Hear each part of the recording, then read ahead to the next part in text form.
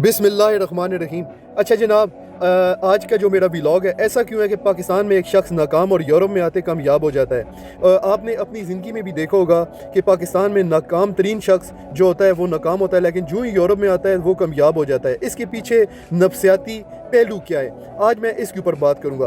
क्या आपने सोचा है कि कुछ लोग पाकिस्तान में अपनी पूरी सलाहियतों के बावजूद नाकाम लगते हैं, मगर वही इंसान जिस वक्त यूरोप या किसी आज़ाद माहौल में आकर कामयाब हो जाते हैं। ये बात सिर्फ पैसे या वसाइल की बात नहीं है, असल वजह नफ्सियात में छुपी है। मैंने ये खुद भी महसूस किया और मेरा ये ज़ाती तजर्बा है कि यहाँ कुछ लोग आपके ख्वाबों के अकाब की तरह आज़ाद प्रवास करते नहीं देख सकते। वो जी आपकी और बहुत से लोग अपनी सलाहियतों पर शक करते हैं। लोग जी क्या कहेंगे, क्योंकि माशरती दबाव आपको कंट्रोल करने वाला होता है। लोग हर वक्त ये फैसला करते हैं कि तुम क्या कर सकते हो और तुमने क्या नहीं करना।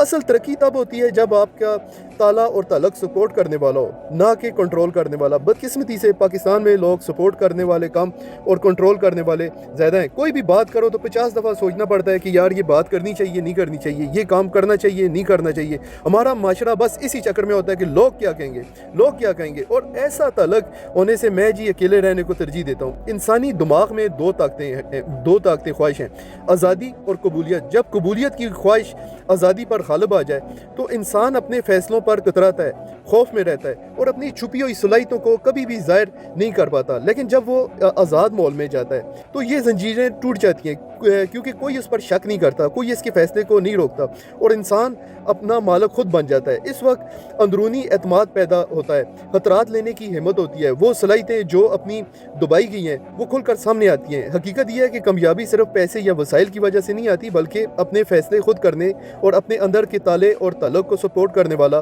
बनाने और समाजी दबाव या खौफ से आज़ाद होने से आती है।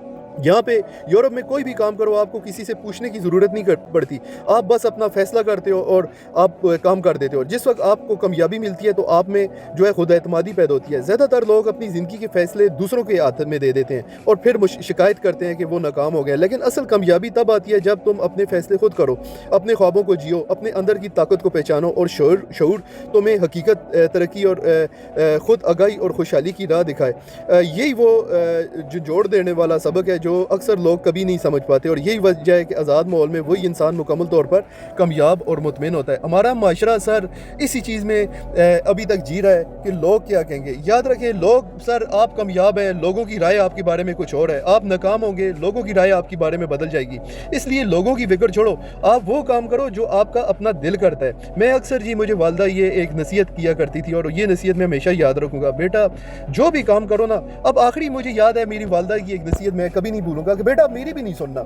यानी इस हद तक जिस वक्त वो होता है इंसान फैसला, याद रखें जिस वक्त आप कोई भी काम यूनिक करेंगे लोग आपका मजाक उड़ाएंगे, लोग आप पे हंसेंगे, लोग आप पे जो है तनकीद करेंगे। ये हो ही नहीं सकता सर कि आप कोई यूनिक काम करें और लोग आपका मजाक न उड़ाएं। लेकिन मैं आपको गारंटी से कहता हूँ कि जिस वक्त आप जो ही कामयाब होंगे, जो लोग आपका मजाक उड़ाएंगे वही आपको एक दफ़ा आपको फॉलो करना शुरू करेंगे। ये मेरा एक ज़िंदगी का तजर्बा है। मैं तमाम जवानों से और तमाम जो पाकिस्तान के लोग हैं जो मेरी बात सुन रहे हैं, जो लोगों की मजाक या लोगों की तनकीद दिल पे मत लिया करो। लोगों की बातों को याद रखना, सिर्फ अपने फोकस अपने मकसद पे रखो, अपनी फोकस अपने काम पे रखो। जो आप करना चाहते हो वो काम करो, लोगों की बातों पे कभी नहीं आना। और याद रखना यही कामयाबी की। मैंने यूरोप में आके क्या हुआ है, क्या मुझे औकाब के पर लग गए थे? वजह ये थी कि मैं उस सिस्टम से आज़ाद हो गया हूँ। जिस वक्त उस सिस्टम से आज़ाद हुआ तो मेरे अंदर एतमाद पैदा हुआ है, और जो ही उस सिस्टम में आता है तो वही बंदा कंट्रोल हो जाता है।